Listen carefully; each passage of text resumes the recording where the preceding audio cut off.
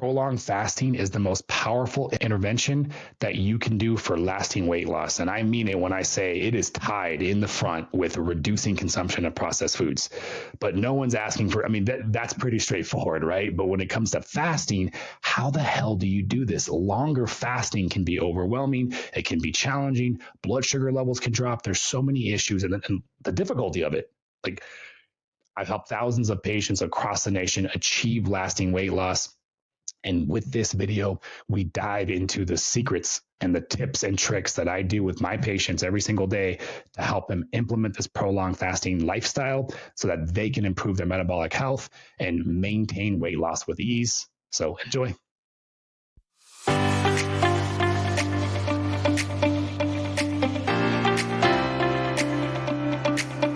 Hey everybody, this is Dr. Jones, DC with Colorado Medical Solutions. And you're watching this video because we are going to talk about fasting for your weight loss program. Thank you so much for getting started with us and giving us trust to help you with your weight loss journey, whether you're on our bioidentical hormone therapy, or whether you came in for laser lipo, whatever it is, you decided to trust us with the weight loss. So I really appreciate that. And I promise you that we're going to do our best. And I think that we have one of the best weight loss programs, which you've already gone over that. You're familiar with all the peptides. So now we're here to talk about fasting for weight loss. So let's get into it. Okay, so why is fasting so effective for weight loss? Well, number one, there's a convenience component to it. The whole stressing out about counting your calories, counting your macros, preparing meals, it's very time consuming. And it's not ideal for maintenance because anything that's very, very stressful is hard to maintain. Fasting does the complete opposite. It actually frees up a bunch of time for you because you're not having to worry about eating for those periods of time where you're not eating. So I love the fact that it's convenient and it frees up more time for you to be productive in your life. The second thing that's even more important than that is metabolic flexibility. Metabolic flexibility is not an official medical term, but it refers to the metabolism's ability to alternate between carbohydrate burning and fat burning. And when your body has the ability to alternate between carbohydrate burning and fat burning, your metabolism is much more efficient. It can do things such as save your carbohydrates for intense weightlifting sessions or high intensity interval training while being able to switch back into fat burning mode very quickly. See, your average person in America and any industrialized country across the world is eating constant carbohydrates and their body is out of shape, overweight, unexercised, trained. There's not a lot of exercise going along. And so the average person, their body is actually put into a place where their body is constantly burning carbohydrates and they're not effective at burning fat because they never put their body into a place where they're actually burning fat for fuel. They're constantly burning carbohydrates. So they have a very metabolically inflexible metabolism. So we want to teach our metabolism. We want to teach our body how to burn fat. And we call that metabolic flexibility, the ability to alternate. So fasting is not the only way that we can be effective at losing weight. Some of you are just not going to be able to do this. Diabetics that are on insulin are going to have a hard time with this. And then also outside of that group, there's going to be a few of you that are just not going to feel good on fasting. And that's okay. We can find other methods to work with you to be effective with the peptides that you're taking and still get great results with us. So what does diet need to look like on a fasting weight loss program? Well, of course, you still want to eat healthy food. You still want to eat less processed, whole, natural food. The paleo diet is a good base. You don't need to follow that per se, but the paleo diet is a good idea. Basically, decreasing the processed food, certainly not eating fried foods because of the way that fried foods are processed. They're horrible. They're very inflammatory base for your body. Eating a lot more vegetables and fruits, organic when possible, and then eating free-range, grass-fed meats, chickens and beefs. Obviously, the leaner variety is going to be the approach towards food. But again, why I love fasting so much is we don't need to stress so much about what we eat if we're getting a good fasting regimen. Okay, so I want you to start with intermittent fasting first if you've never done fasting before. So intermittent fasting is basically taking that period where we're not eating, which for your average person, you're asleep for 8 hours, so there's another 16 hours for the rest of the day. For the 16-hour eating window, we're gonna shrink that down to about an 8 to 10 hour eating window. So the easiest way that you do that is you either skip breakfast or you skip dinner. Most people tend to choose skipping breakfast because it allows them to still have dinner with the family, maybe a social setting with their friends. It's definitely more suitable for most people's lifestyle. So when you are in the fasting windows, you can still drink calorie-free beverages. So organic teas are great. Organic green tea is obviously going to support your fat loss efforts as well. Organic coffee as well. Try to keep your caffeinated coffee drinking to 1 cup in the morning, and then if you want to get a second cup for something to sip on during your fasting windows, you can have decaf after that. Organic coffee is going to be the best option to minimize the exposure to toxins and pesticides. Okay, so we want to also stop eating that last meal, whatever you're doing. You want that last meal to be about 3 to 4 hours before bed. This is sort of like a separate thing, but I included it into this conversation because it's important to understand that as you choose the window, you don't want to choose a window that has you eating your last meal right before bed. There's a lot more research coming out regarding the oxidative damage, that free radical production. Basically, your body does not so good things when you're going to bed on a full stomach. So give yourself an eating window that gives you 3 to 4 hours of time before bedtime to process that food to get the best possible results and to be healthy, because we want to reduce our inflammation throughout this process, and we produce inflammation if we're eating our food right before bed.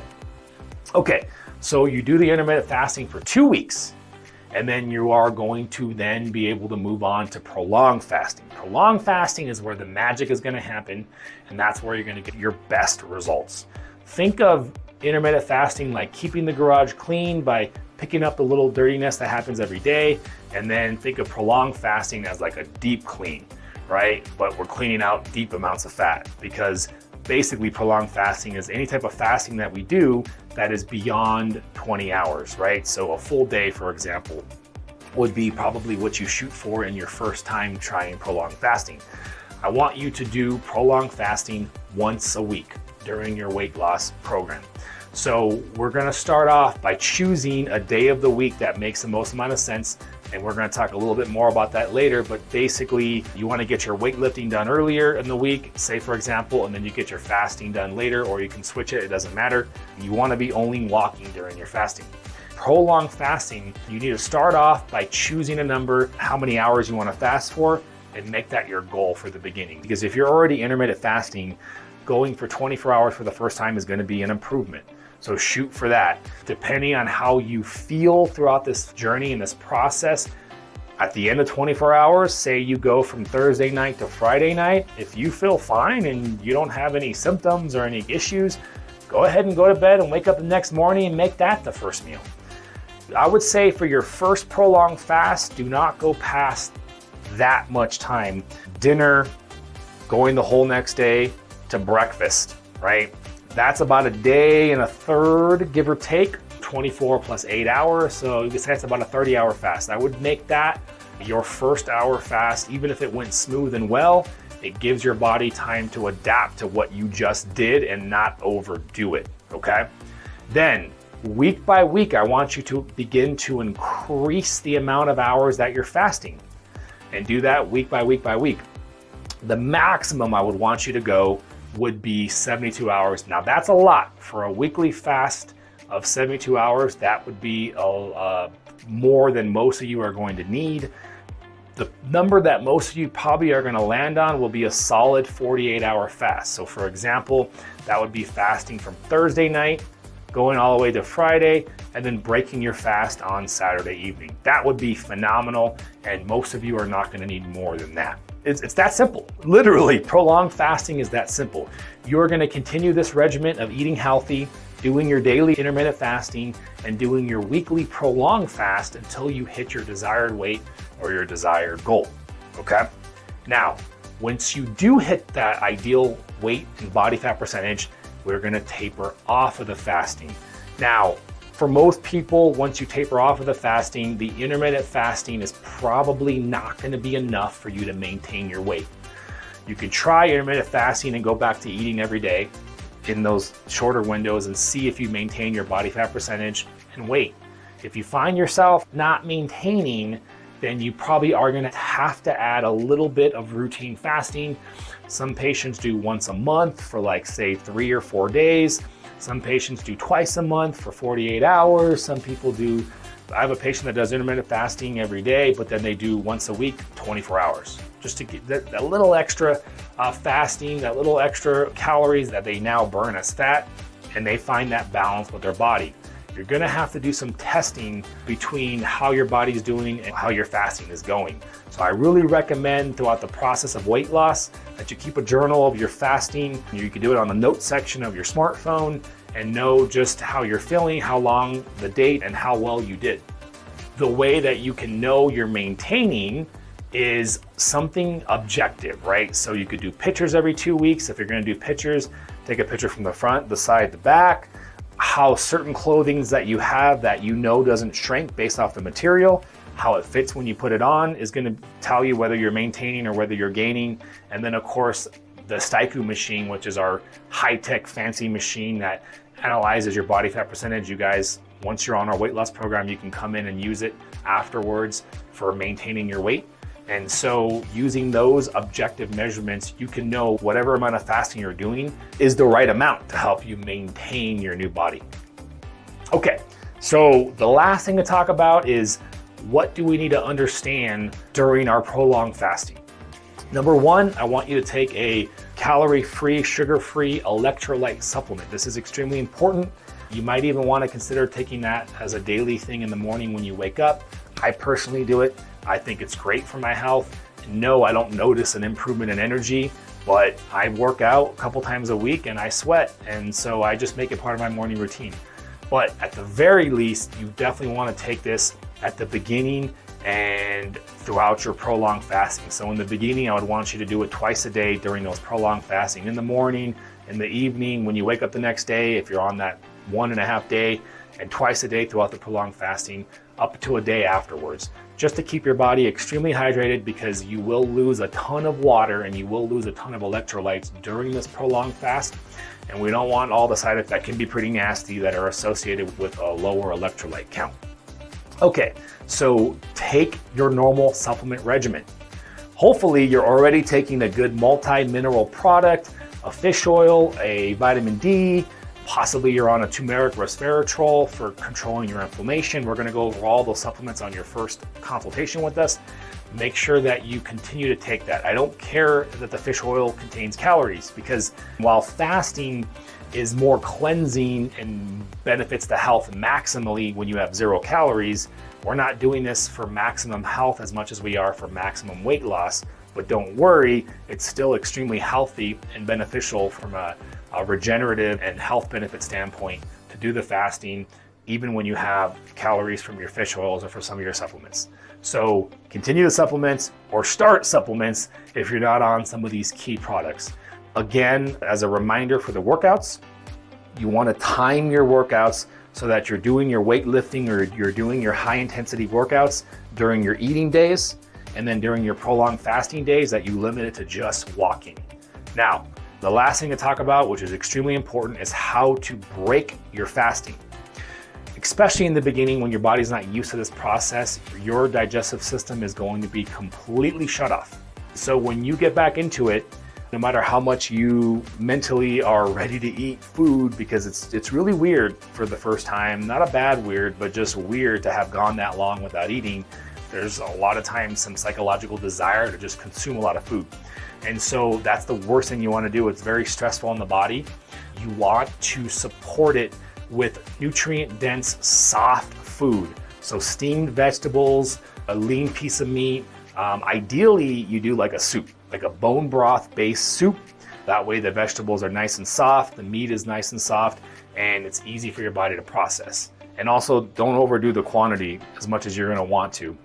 Start off with a nice small bowl of soup, and then a couple hours later, you can increase that size.